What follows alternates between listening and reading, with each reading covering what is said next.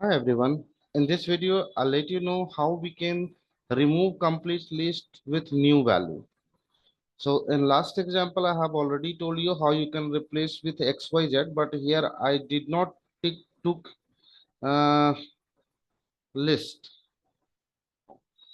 We took only XYZ in inverted comma. I did not took in square bracket.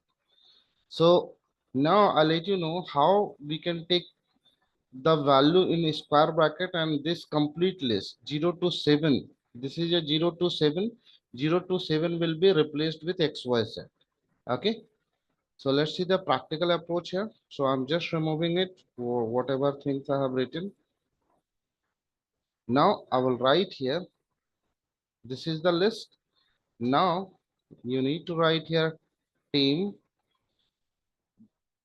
square bracket 0 to 7 need to replace. 0 to 7 means 0, 1, 2, 3, 4, 5. Two more. We can take here 0 to 5 only because I don't have complete list. Okay. So 0 to 6 I'm taking because 5 is not up till 5 we have 0, 1, 2, 3, 4, 5. So I need to replace till 5. So that's why I'm taking here 6.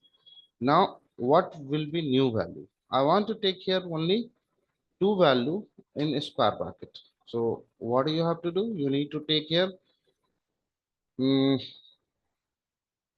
use and next value I want to take here. I'm just taking Pius. Okay, first I'm taking only Pius and then print.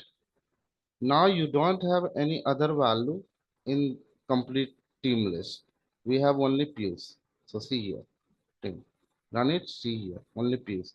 But if you want to replace with Pius and I'm taking here Nathan. Okay, run it, see here. Pius and Nathan is there. All the value is replaced with Pius and Nathan. Now I will move on next example in further video, which will be completely new. How we can append the value. Okay, so I will let you know append the value from one list to another list.